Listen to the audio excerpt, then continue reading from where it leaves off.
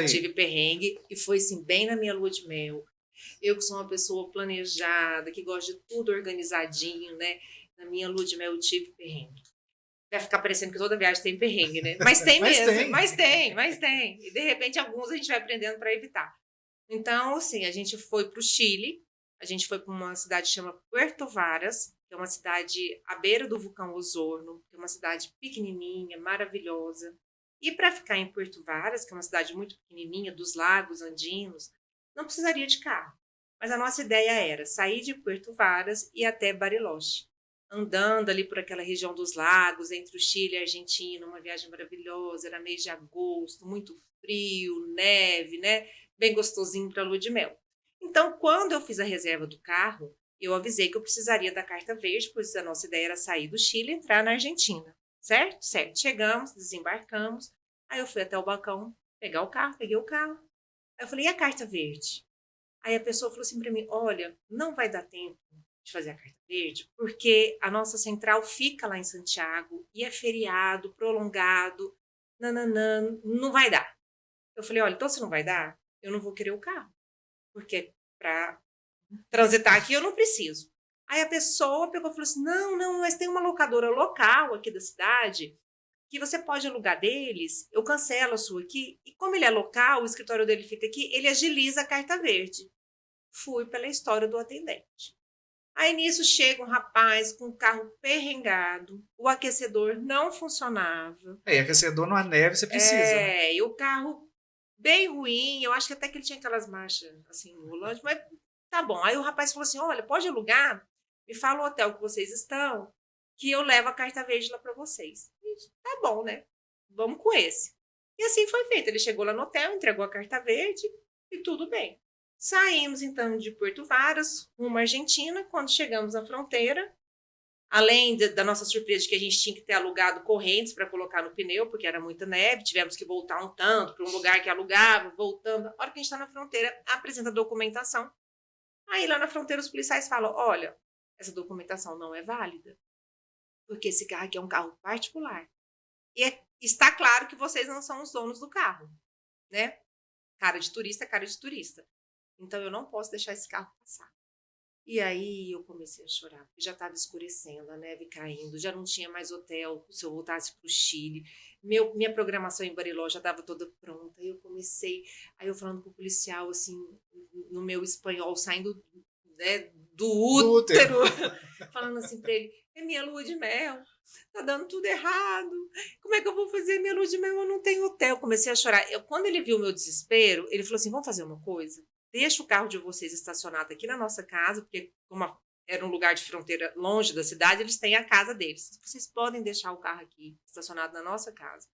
Vai passar um ônibus daqui a pouco para Bariloche, a gente para esse ônibus e vocês vão no ônibus, se tiver vaga. Se não tiver, vocês dormem na nossa casa, vê o que vocês querem. Porque ele viu meu desespero, assim, né? E aí, quando o ônibus passou, havia vaga, deixamos o carro na casa deles, pegamos nossas coisas e fomos para Bariloche no ônibus, que foi a nossa sorte. Porque deu uma nevasca nesse caminho, que a neve, a gente olhava pelo lado assim, cobria as placas, sabe? Era muita neve. E sem corrente no pneu? Sem corrente e sem aquecedor, dentro do ônibus, com aquecedor, com roupa, estava uma situação ok, né? Mas imagina a gente no carro, sem aquecedor, nunca tinha dirigido em neve, ia ser o regaço, né? Mas aí acabou que foi, na volta a gente parou, pegou o nosso carro, então a gente contou com a ajuda deles e contornamos assim. Então, voltando ao nosso ponto inicial, carta verde, não se esqueçam, se vocês forem fazer esse passeio pelos países do Mercosul, lembrem-se da carta verde. Vamos falar de outros perrengues maiores que a gente já passou também, e um deles foi um tal de um vulcão que... um vulcão islandês, que a gente estava em Milão, a gente foi para a feira de Milão, e depois disso a gente foi viajar por alguns países, Suíça, passamos por alguns países, a gente foi para Portugal, depois para Itália para Suíça, e voltamos novamente, porém o vulcão não permitia que se levantasse voo. E foi uma tragédia, que isso foi, o mundo inteiro ficou sabendo, a Europa parou, os voos não saíam, a não ser de Lisboa, que era onde o nosso voo saía, para o Brasil. Porém, a gente precisava de sair de Milão e chegar em Lisboa. Nós passamos por um monte de coisas e deu para a gente aprender também a como as pessoas devem fazer para se virar no momento desse, porque não havia o que fazer. Mas existe uma coisa, você leva sempre um dinheiro e um cartão de crédito. O cartão de crédito te permite fazer saques em caixas eletrônicos de valores, acho que hoje deve ser 500 euros, alguma coisa nesse sentido, eu não sei como é hoje. Então, a gente faltava um dia para vir embora, você ainda tinha dinheiro, vamos gastar o dinheiro. Por que você vai levar dinheiro de volta, né? E aí, quando foi no outro dia, não dava para sair da cidade e você tinha que ir no caixa eletrônico sacar o dinheiro, você vai pagar uma taxa de imposto sobre esse dinheiro também, porém, não tinha também tanto dinheiro porque a cidade estava cheia de gente saindo e tudo acabou. O vulcão chama-se Eyjafjallajökull. Tenho o orgulho de dizer que eu sou uma das poucas pessoas no mundo que consegue pronunciar, porque ele fez com que isso acontecesse. Juliana, numa hora como essa, primeiro é não entrar em desespero, né? O que é meio difícil para a gente que passou por aquilo, que a gente viu a situação de perto, como estava a situação nos aeroportos, nos hotéis, nas pousadas, em toda a região em volta de Milão. Como é que foi para você? Aquilo te rendeu experiência também? Sim, rendeu experiência, sim. No momento foi desesperador. Por quê? Como você disse, né? Um dia antes a gente ia da Veneza, e aí todos os euros que a gente tinha, a gente falou assim, para que nós vamos voltar com euro para casa? Fomos num bom restaurante, gastamos tudo, e torramos todos os nossos euros, porque, por exemplo, amanhã cedo a gente vai embora, para que a gente quer euro, né? A gente vai entrar no avião aqui, descer lá, bora gastar esses euros. Então, aconteceu, no dia seguinte a gente acordou, e saímos do hotel sem saber de nada, fomos ao aeroporto. Quando a gente chega no aeroporto, a gente todos os guichês fechados, nenhuma companhia funcionando, não tinha ninguém para dar informação, e a gente descobre que por conta de um vulcão não tinha como ninguém sair de lá, né? Então a gente não tinha mais hotel para voltar, dinheiro para comer, dinheiro nem para comer, é verdade, e não tinha como sair ali do aeroporto, e a gente poderia perder o nosso voo de Lisboa.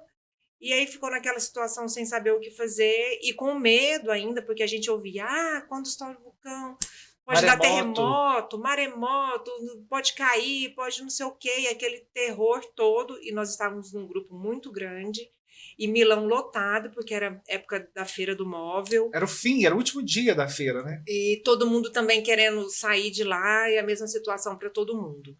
E aí o que acontece, gente? Você está num grupo grande, tá? Você vai conseguir solução para o grupo? Nosso grupo era umas 40 pessoas, né? Você vai conseguir solução para todo mundo do grupo? Pode ser que não.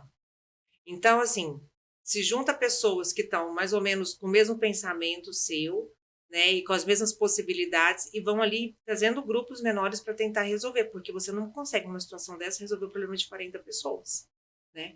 E foi isso que aconteceu. E sem falar que muita gente tenta tirar proveito do seu desespero quando você está num país fora, e na Itália isso é muito comum, a gente passou por isso, de gente tentar chegar a te oferecer o aluguel de um carro, por exemplo, por 6.000 euros. Né? É um valor absurdo, mas era o que tinha. Ou então alguém chegar e te oferecer um ônibus para levar o grupo inteiro, como foi o caso que vocês enfrentaram, e sem saber se isso realmente era confiável, se era um ônibus que estava dentro de todas as especificações, se conseguiria chegar na hora. Então tinha tudo isso e você tem que saber gerir tudo isso, né? Para não entrar no desespero. A minha opção, que foi uma opção a mais em conta que eu achei que eu conseguiria naquele momento, foi embarcar nesse ônibus que eles estavam ali oferecendo no aeroporto, um ônibus turístico, que levaria a gente de Milão até Lisboa, e foram, acho que, 23 horas dentro desse ônibus. Mas, assim, a gente não tinha recomendação de nada, era apostar na sorte. E eu estava trabalho, fomos eu e o cinegrafista, a gente topou entrar nesse ônibus. Aí o que a gente fez? Era frio, estava com bota, eu guardei meu passaporte, meu cartão de crédito, tudo dentro da bota, né? Deixei ele seguro dentro da meia, dentro da bota, e fomos com Deus. E deu certo, foi assim, muito estressante, foram 23 horas sem parar ali. Eu falo assim, sem parar em nenhuma cidade, para descansar, só parando em pontos de apoio mesmo, para usar banheiro e para fazer um lanche. E a gente chegou a Lisboa, também estava o caos no aeroporto, porque também estava todo mundo indo para lá para tentar sair, até que a gente conseguiu remarcar nossa passagem, pegar o voo, E eu só lembro da hora que eu entrei no avião, porque a gente apagou de tanto cansaço, depois já lembro desembarcando. Então teve essa parte boa que a gente não viu as 9 horas de voo até chegar a Brasília, né? E esse foi um perrengue, foi muito ruim, mas o que a gente tem que entender é que essas coisas podem acontecer. E não deixar que isso estrague a sua memória, suas lembranças, que foi uma viagem tão maravilhosa, né? Excelente. A gente passou um pouco de medo pelas conversas e também para a gente não ter afinidade com a língua e não conseguir realmente uma fonte oficial de informação.